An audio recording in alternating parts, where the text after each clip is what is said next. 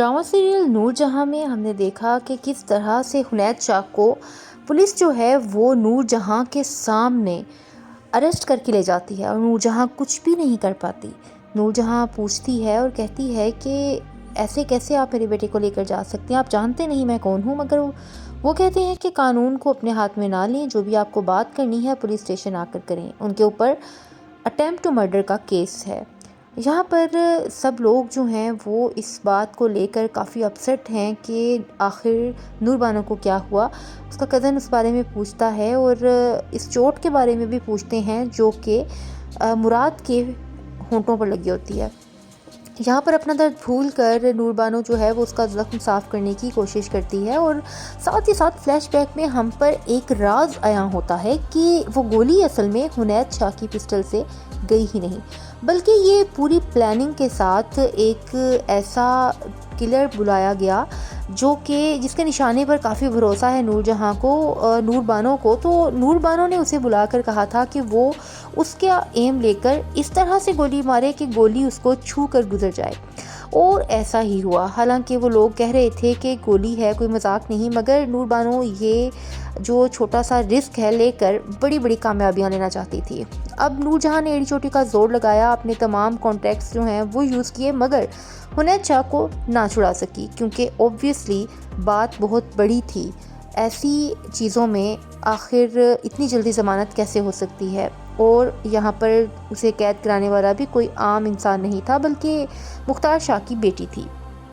यहाँ पर ये सारी चीज़ें क्लियर होती हैं, मगर नूरबानो एक और चाल चलती है। जब सफ़ीना उसके पास आती है, हाथ पांव जोड़ती है, आकर अपनी बेटी का सदका कहकर कहती है कि उसे छोड़ दे, तो वो कहती है कि आखिर ये किया किसने।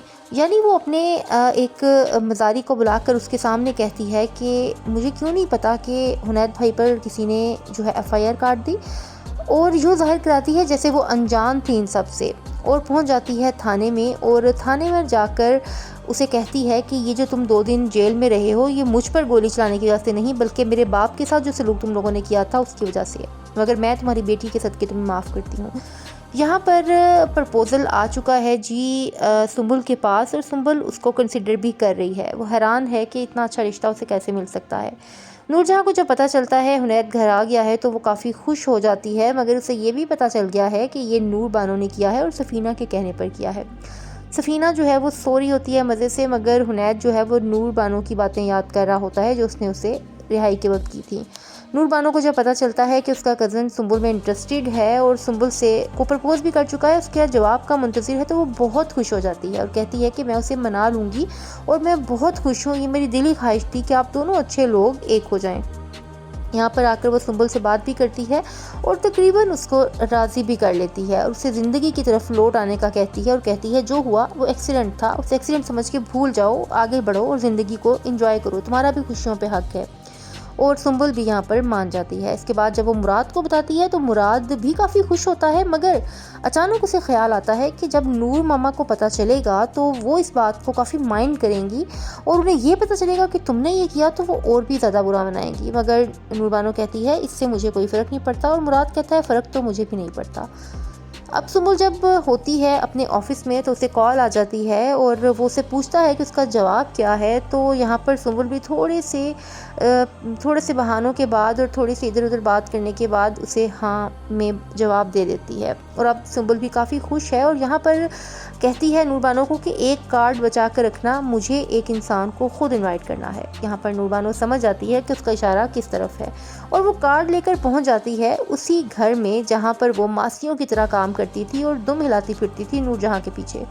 यहाँ पर आकर कार्ड फेंकती है और कहती है कि मैं आपको ये कार्ड देने के लिए आई थी, बैठने का आप नहीं कहेंगी मगर मैं खुद बैठ जाती हूँ। कैसा लग रहा है आपको मुझे यूँ आज़ाद देखकर? ओबियसली बहुत बुरा लग रहा होगा क्योंकि किसी को कुछ तो आप देख नहीं सकती।